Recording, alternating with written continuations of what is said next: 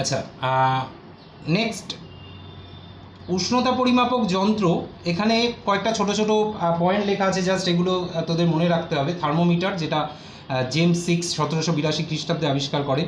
সৌরতাপ পরিমাপের একক হচ্ছে ক্যালোরি।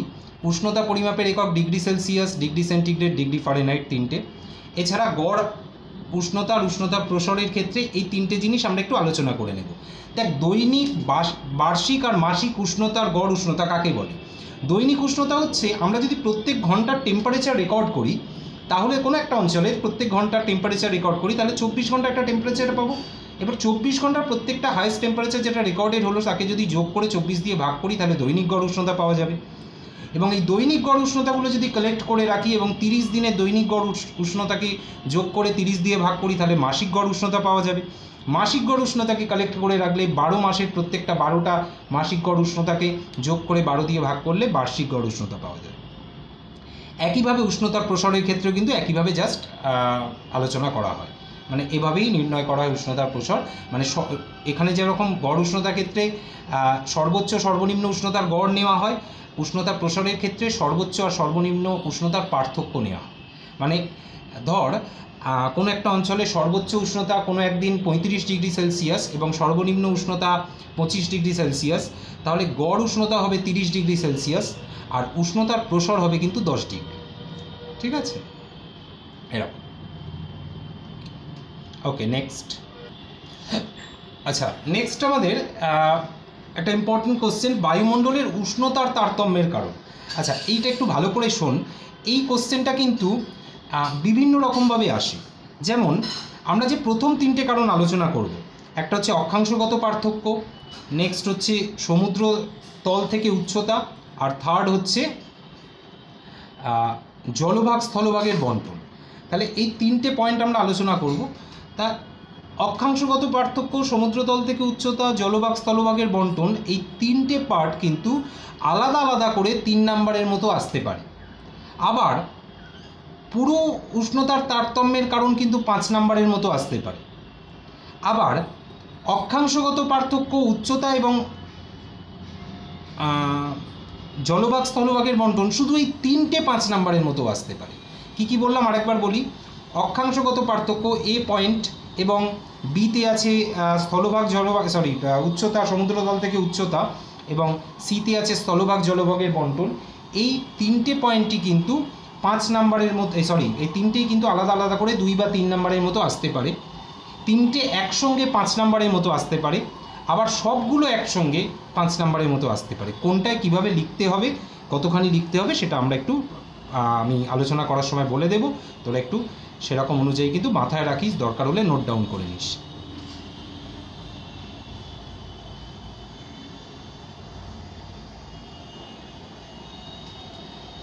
আচ্ছা, ফার্স্ট যেটা প্রথম পার্থক্য আমরা দেখলাম অক্ষাংশগত পার্থক্য। অক্ষাংশগত পার্থক্য কি হয়?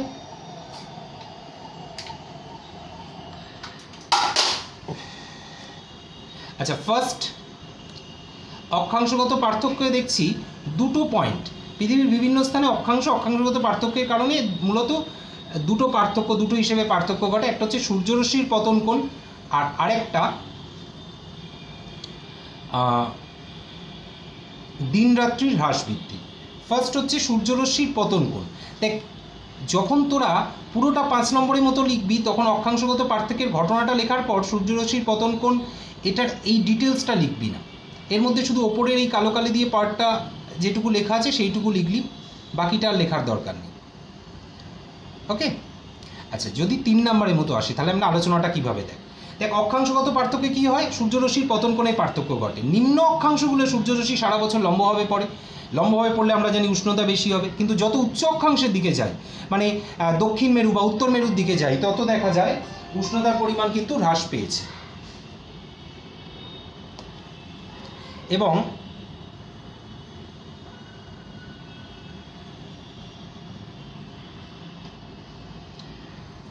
যত উচ্চ অক্ষাংশের দিকে যাই, তত সূর্যরশ্মির পতন কোণ তির্যক হয় বা অতি তির্যক হয় এবং উষ্ণতার পরিমাণ হ্রাস পায়। কেন?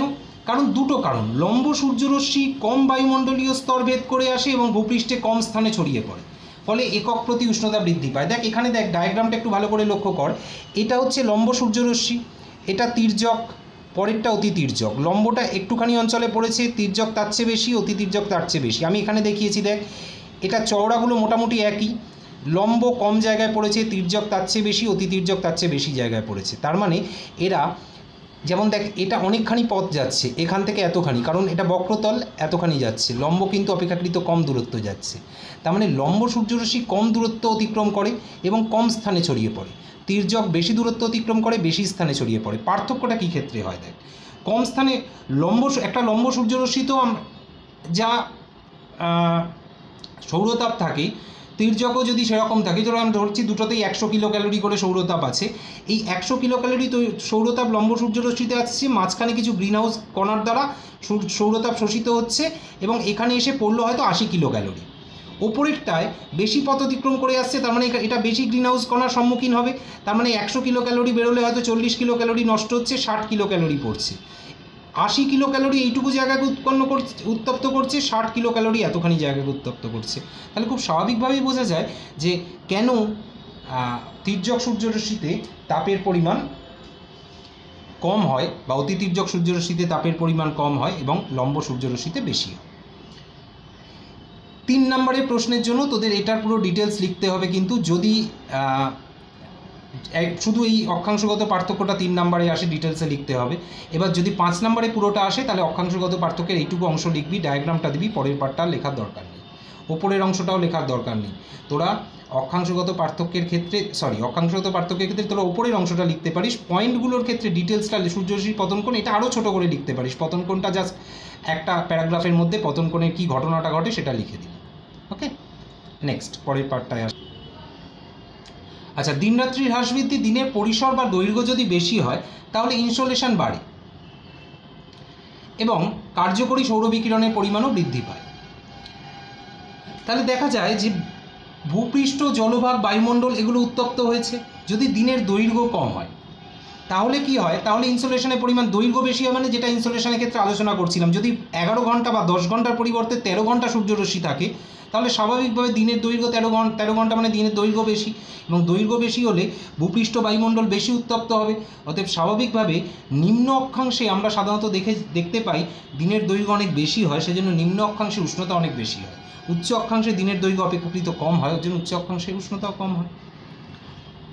এটাকেও তোদের কিন্তু 3 নম্বরের মতো যখন আসবে তখন ওই দুটো পয়েন্ট, অক্ষাংশগত অবস্থানের মধ্যে দুটো পয়েন্ট, পতন কোণের তারতম্য আর দিনরাত্রির হ্রাস বৃদ্ধি, দুটো পয়েন্টকে কিন্তু তোদের ডিটেলসে আলোচনা করতে হবে, যেভাবে আমি করেছি। এখানে ডায়াগ্রাম দিইনি, এই ডায়াগ্রামটা যদি তোরা দিতে চাস ক্লাস 9-এর যে ওই 4টে পৃথিবী সূর্য দিয়ে যে দিনরাত্রির হ্রাস বৃদ্ধির যে ছবিটা সেটা দিতে হয়। আমি এত বড় ডায়াগ্রাম দিইনি, তোরা নাও দিতে পারিস চাইলে, একটাতে ডায়াগ্রাম দিলেও হয়। কিন্তু যখন অক্ষাংশগত পয়েন্টটা তুই পুরোটা 5 নম্বরের মতো ছোট করে লিখবি তখন কিন্তু এই পয়েন্টগুলো কখনোই এত বড় করে লিখবি না, তাহলে কিন্তু আনসারটা শেষ করতে পারবি না। এটা কিন্তু মাথায় রাখবি, যদি কারোর কোনো অসুবিধা হয় আমাকে আবার কল করে জিজ্ঞেস করে নিবি। নেক্সট আসছি আমরা সমুদ্রতল থেকে উচ্চতা। আচ্ছা, সমুদ্রতল থেকে উচ্চতার ক্ষেত্রে কি হয় দেখ, প্রথমে আমরা দেখছি কোনো স্থান সমুদ্রতল থেকে যত উঁচুতে অবস্থিত সেই স্থান তত শীতল হয়। এর জন্য আমরা ওই দার্জিলিং, শিলিগুড়ির ক্ষেত্রে দেখতে পাই যে একই অক্ষাংশে অবস্থিত হলেও শিলিগুড়ির থেকে দার্জিলিং অপেক্ষাকৃত ঠান্ডা। কেন হয় শীতল হওয়ার কারণ? 1 নম্বর পয়েন্টটা কিন্তু ঠিক কারণ নয়, 1 নম্বর পয়েন্টটা অবস্থাটাই বোঝাচ্ছি। উষ্ণতার স্বাভাবিক হ্রাস আর মানে আমরা দেখতে পাই যে ট্রোপোস্ফিয়ারে প্রতি 1000 মিটার উচ্চতা বৃদ্ধিতে 6.4 ডিগ্রি বা 6.45 ডিগ্রি সেলসিয়াস হারে উষ্ণতা হ্রাস পায়। এছাড়া এটা হচ্ছে মূল ঘটনাটা, এটা কিন্তু নর্মাল ল্যাবস্টেট কার্যকরী হয়, তার কারণ হচ্ছে 2, 3, 4, 5 এগুলো। নর্মাল ল্যাবস্টেটটা একটা ঘটনা, যদিও আমি এটাকে কারণ হিসেবে দিয়েছি, তোরাও চাইলে দিতে পারিস, অসুবিধা নেই কিছুই। আচ্ছা, পরিচালন, পরিবহন, বিকিরণ পদ্ধতির প্রভাব, যেমন ধর সমুদ্রপৃষ্ঠ থেকে যদি আমরা বেশি উচ্চতায় যাই তাহলে এই প্রভাবগুলো অনেক কম থাকবে। কেন? তার কারণ বায়ু কিন্তু তাপের কুপরিবাহী। ভূপৃষ্ঠের সংলগ্ন বায়ুতে পরিচালন, পরিবহন, বিকিরণ যত বেশি হয়, ভূপৃষ্ঠ থেকে ঊর্ধ্বগামী বা উপরের দিকের বায়ুতে কিন্তু এগুলোর প্রভাব অনেক কম, ওর জন্য ওপরের বায়ু অপেক্ষাকৃত শীতল থাকে। নেক্সট পরের পয়েন্টে, আচ্ছা নেক্সট বায়ুমণ্ডলের ঘনত্বের হ্রাস। এটা কি হয়?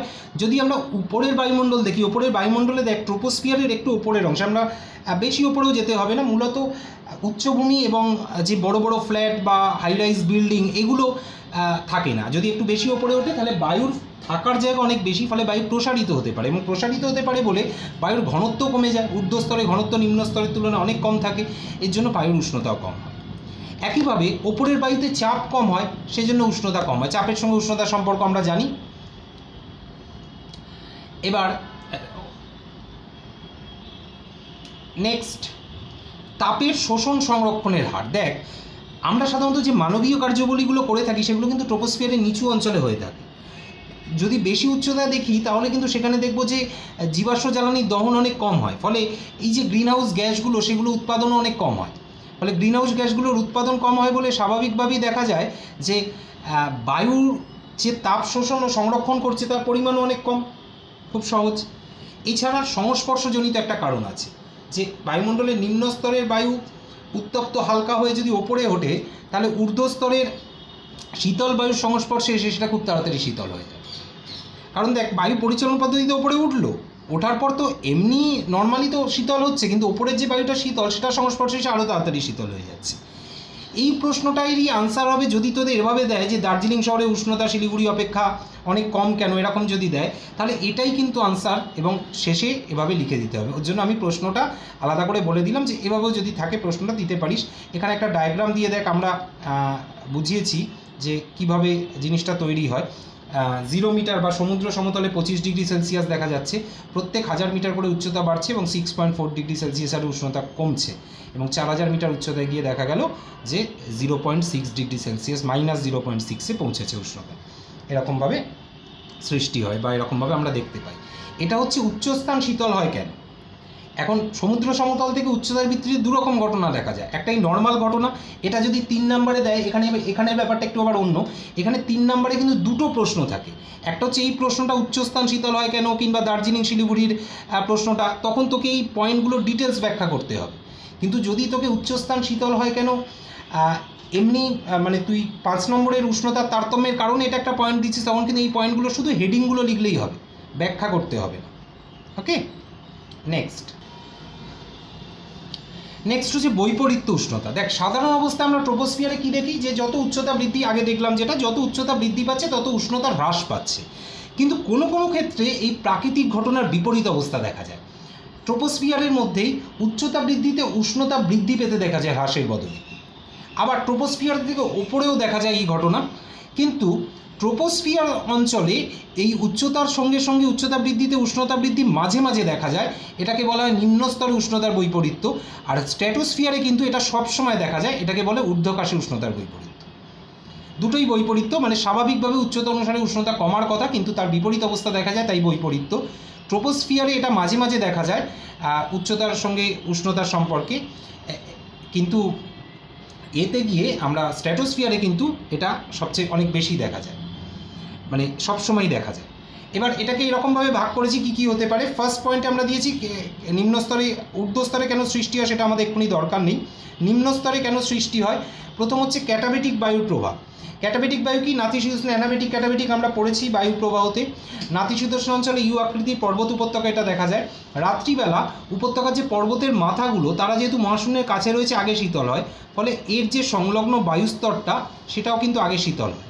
শীতল হওয়ার দরুন এই বায়ুটা ক্যাটাবেটিক বায়ু হিসেবে নিচের দিকে দুদিক দিয়ে নামতে থাকে। এটা শীতল এবং ভারী বায়ু। এরা যখন নিচের দিকে নামতে থাকে তখন উপত্যকার তলদেশে অপেক্ষাকৃত যে উষ্ণ বায়ুটা থাকে সেটা হালকা প্রকৃতি থাকে, তাকে ঠেলে উপরে তুলে দেয়। ফলে দেখা যায় ওপরের অংশে বায়ুর উষ্ণতা বেশি এবং তলদেশের বায়ুর উষ্ণতা কম। এই বিশেষ অবস্থাকে আমরা বৈপরীত্য উষ্ণতা বলি। এটা থেকে একটু অন্যরকম প্রশ্ন আসতে পারে, লাহুল, স্পিতি, কাংড়া এই উপত্যকাগুলোর পর্বত ঢালে জনবসতি কেন হয়। দেখ, পর্বত ঢালে কেন হয়, তার কারণ কি, শীতল বায়ুটা তো নেমে চলে আসছে এবং উষ্ণ বায়ুটা ওপরে উঠে গিয়ে কী করে, দুদিকে ছড়িয়ে যায়, এদিকে এদিকে ছড়িয়ে যায়। ফলে কি এই জায়গাগুলোর উষ্ণতা তখন একটু বেড়ে যায়, কিন্তু নিচের উষ্ণতাটা খুব কম থাকে। ওই জন্য পর্বত ঢালে একটু আরামপ্রদ আবহাওয়া দেখা যায় রাত্রের দিকে, সেই জন্য সাধারণত পর্বত ঢালে জনবসতি দেখা যায়। নেক্সট আর কি কি পয়েন্ট আছে বৈপরীত্য সৃষ্টির ক্ষেত্রে দেখি। আচ্ছা, বৈপরীত্য সৃষ্টির ক্ষেত্রে কি, দ্রুত বিকিরণ ঘটলে এটা হতে পারে। যেমন সূর্যাস্তের পর বায়ুমণ্ডলের থেকে ভূপৃষ্ঠ খুব তাড়াতাড়ি বিকিরণ ঘটায়, কারণ আমরা জানি বায়ুমণ্ডল কিন্তু ব্যাপারটা আস্তে আস্তে করে, ভূপৃষ্ঠ কিন্তু খুব ফাস্ট করে, জলভাগও আস্তে আস্তে করে, এবং ভূপৃষ্ঠ দ্রুত হারে তাপ বিকিরণ করে। ফলে কি হয়, সন্ধ্যাবেলা মানে জাস্ট যখন তাপবিকিরণ শুরু হলো তখন কিন্তু ভূপৃষ্ঠের কাছে বায়ুটা খুব তাড়াতাড়ি শীতল হয়, কারণ ভূপৃষ্ঠ তাড়াতাড়ি তাপবিকিরণ করছে, ও তাড়াতাড়ি শীতল হচ্ছে, কিন্তু ওপরের বায়ুটা আস্তে আস্তে শীতল হয়। সেই জন্য দেখা যায় নিচের বায়ুর শীতলতা বেশি, একটুখানি সময়ের জন্য হলেও নিচের বায়ুর শীতলতা বেশি, কিন্তু ওপরের বায়ুর উষ্ণতা কিছুটা বেশি। অন্যদিকে যদি বরফাবৃত ভূপৃষ্ঠ থাকে তাহলে দেখা যায় যে বরফ তো শীতল প্রকৃতির হয়, অর্থাৎ বিকিরণ করলেও নিচের যে বরফের কাছে যে বায়ুটা থাকে সেই বায়ুটা কিন্তু অপেক্ষাকৃত শীতল হয়ে যায়, ওপরের বায়ুটা কিছুটা উষ্ণ থাকে। এটা কিন্তু মেরু উপমেরু অঞ্চলে, আন্টার্কটিকা বা গ্রিনল্যান্ড এই জাতীয় অঞ্চলে কিন্তু সন্ধ্যেবেলার সময় দেখা যায়। আরেকটা জিনিস হচ্ছে কখনো কখনো যে ভিন্নধর্মী বিপরীতমুখী বায়ুপ্রবাহ, যেটা নাতিশীতোষ্ণ ঘূর্ণবাতের ক্ষেত্রে দেখা যায়, একটা উষ্ণ বায়ু একটা শীতল বায়ু পরস্পরের বিপরীত দিক থেকে প্রবাহিত হচ্ছে, তখন যে সীমান্ত তৈরি করা হয় তখন সেই সীমান্তের শীতল বায়ুর সীমান্ত বরাবর উষ্ণ বায়ু ওপরে উঠে যায়, এবং এই যে উষ্ণ বায়ু শীতল বায়ু সীমান্ত বরাবর ওপরে উঠে গেল, তার মানে কি উষ্ণ বায়ু ওপরে রয়েছে, শীতল বায়ু নিচে রয়েছে, তাহলে এখানে একটা উষ্ণতার বৈপরীত্য তৈরি হতে পারে। উষ্ণ বায়ু হালকা বলে শীতল বায়ু সীমান্ত বরাবর ওপর দিকে উঠতে পারে এবং এই উষ্ণতার বৈপরীত্যতার সৃষ্টি হতে পারে। আচ্ছা, বৈপরীত্য উষ্ণতার গুরুত্ব কী? গুরুত্ব হচ্ছে যেমন নাতিশীতোষ্ণ ঘূর্ণবাতের ক্ষেত্রে বৈপরীত্য উষ্ণতা সৃষ্টি হয় এবং ঘন কুয়াশা ঝিরঝিরে বৃষ্টি দেখা যায়। মধ্য অক্ষাংশে এটার জন্য শিশির হতে পারে। এবার এছাড়া বিভিন্ন জনবসতির ঘটনাটা উপত্যকার তলদেশের তুলনায় পর্বতঢালে জনবসতি অপেক্ষাকৃত বেশি দেখা যায়, এগুলো হচ্ছে গুরুত্ব। বৈপরীত্য উষ্ণতা 3 নম্বরের মতো আসে। আমি তোদের অনেকটা বড় দিয়েছি, আমি তোদের এটুকু বলতে পারি যে কোন কোন পয়েন্টগুলো তোরা ছোট করতে পারিস। যেমন বৈপরীত্য উষ্ণতা সৃষ্টির ক্ষেত্রে 1 নম্বর পয়েন্টটা দিতেই হবে, যেটা আগে বললাম ক্যাটাবেটিক বায়ুর কথাটা। এই 3টে পয়েন্ট কিন্তু তোরা শুধু হেডিংগুলো লিখলেও হয়ে যাবে, বা তোরা এই পুরো ব্যাখ্যাটা প্রত্যেকটা এক লাইন করে লিখলেই হয়ে যাবে। মানে এই দ্রুত বিকিরণ নিয়ে 1 লাইন লেখ, এটা নিয়ে 1 লাইন, এটা নিয়ে 1 লাইন, তাহলেও হয়ে যাবে। গুরুত্ব যে কোনো 3টের বদলে যে কোনো 2টো লেখ, তাহলেও হবে। ঠিক আছে, এটা একটা উষ্ণতা বৈপরীত্য কিন্তু 3 নম্বরে একটা ইম্পর্টেন্ট কোশ্চেন, বহুবার এসছে এবং আসে। আচ্ছা, নেক্সট হচ্ছে স্থলভাগ জলভাগের বন্টন। দেখ এটার ক্ষেত্রে কি হয়, আমরা দেখি স্থলভাগ ধীরে ধীরে তাপ গ্রহণ করে, স্থলভাগ দ্রুত তাপ গ্রহণ করে এবং জলভাগ ধীরে ধীরে তাপ গ্রহণ করে। এখন দেখ এটা কীরকমভাবে দেখতে পাবো, যদি আমরা কারোর পুকুরে স্নান করার অভিজ্ঞতা থাকে সে খুব ভালোভাবে বুঝবি। শীতকালে দুপুরবেলা যদি আমরা পুকুরে স্নান করতে যাই তাহলে দেখব পুকুরের ওপরের জলটা গরম, নিচের জলটা ঠান্ডা।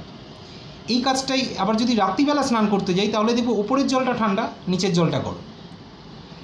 তার মানে পুরো অংশটা একসঙ্গে দিনের বেলা তাপ গ্রহণ করে একসঙ্গে গরম হতে পারেনি এবং রাত্রিবেলা তাপ বিকিরণ করে একসঙ্গে ঠান্ডা হতে পারেনি, কারণ কি উপরিভাগ থেকে এই ঘটনা ঘটে।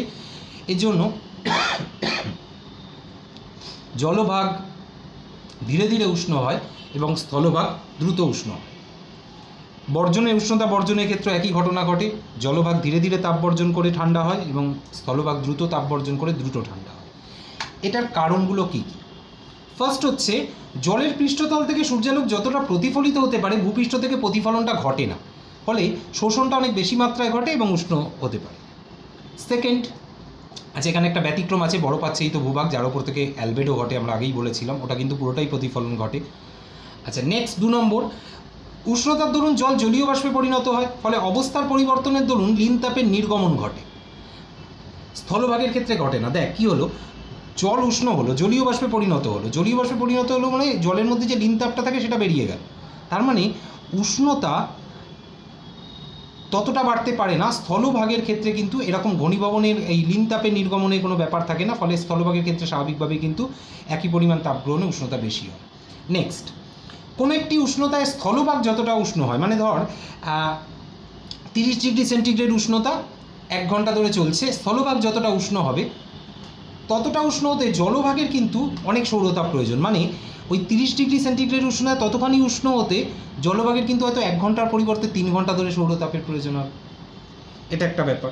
4 নম্বরে দেখলাম যে জলভাগের তুলনায় স্থলভাগ তাপের কিন্তু অধিক সুপরিবাহী, তাপের কণাগুলোর মধ্যে সহজের একটা পরিবহন ক্ষমতা আছে, তাপটাকে পরিবহন করে অন্যত্র পরিবাহিত করে দিতে পারে।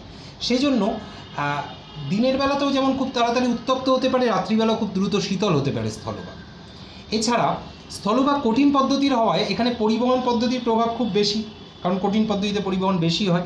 জলভাগ তরল হওয়ায় পরিচালন পরিবহন উভয় পদ্ধতি একসঙ্গে কাজ করে, কিন্তু খুব ধীরে ধীরে কাজ করে।